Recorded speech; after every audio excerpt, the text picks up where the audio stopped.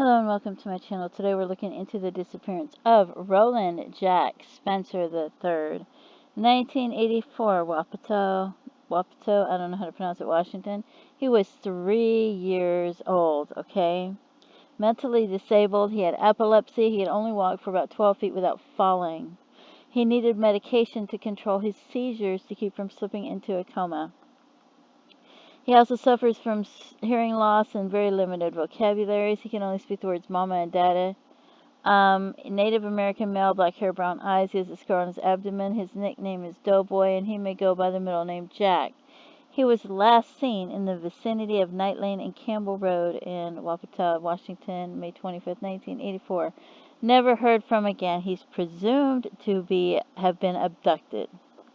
Curiously, his mother, Celestine Faye Spencer, or Yallop, disappeared in 1982 and was found dead at the bottom of a gully in a field off McCullough Road along the northern slope of Addenham Ridge.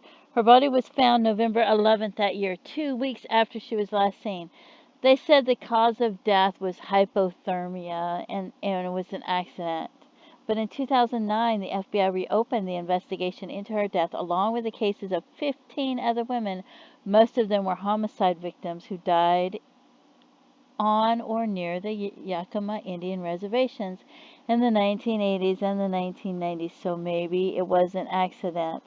Maybe it was not an accident when she died. Anyway, Roland went to live with his great aunt after Celestine's death, and he's been declared legally dead, but his case remains unsolved. Now, I want to show you something. And yeah, it's far away, and it couldn't possibly be him, but hardly anybody of that age is unidentified. You scroll through there for years trying to find people that are unidentified males and try to find a 3-year-old. So this kid, he was May 2nd, 1984. Is the date of discovery. That is, and he was reported May 25th as missing, right? He died 1983 to 1984. They found him in California, LA County. Partial skeleton unknown, 2 to 4 years old. 3 years old.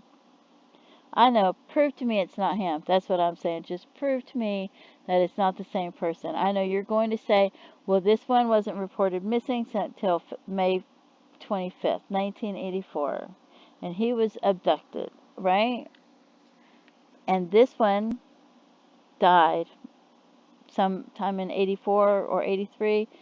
And so it can't be him, right? Yeah. And they think he's white with possible Asian mixture, but sometimes they get that mixed up, and I'm betting he's Native American. Likely suffers from I don't know how to pronounce it. Hydrocephalus. We'll say hydrocephalus, okay? Now we go over here, even if I'm pronouncing it wrong. Hydrocephalus and epilepsy. Epilepsy is common in people with hydrocephalus, right? Or individuals with shunted hydrocephalus, an estimated 20% have epilepsy, right?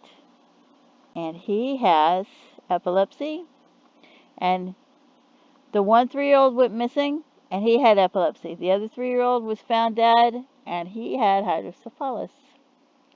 So prove to me that they're not the same person. I don't care if one person has the other person with them, and they're saying he didn't go missing, and they're really far away, because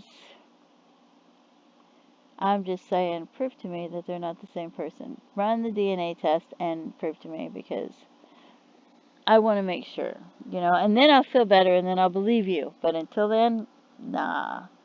Because I went through all the unidentified males trying to find a 3-year-old, and I don't know. Yeah. So, there's that. And then there's his mother. What happened to his mother? She's not on the list, so we're going to have to create a separate one for her. So, because I like to have what I call my index cards, which is basically the covers that I do for these, and that way I have and they're in images, and I can scroll through them like index cards, and I want her on an index card, so I will probably do one for her next. Anyway, please feel free to leave comments, because I'm sure you will. But, you know, and I know it's probably impossible for them to be the same person, but I still would like it if somebody ran a DNA test and just said, oh, look, it's not the same person, see? And then I'll feel better. Anyway, thank you for tuning in. Have a great day. Bye-bye.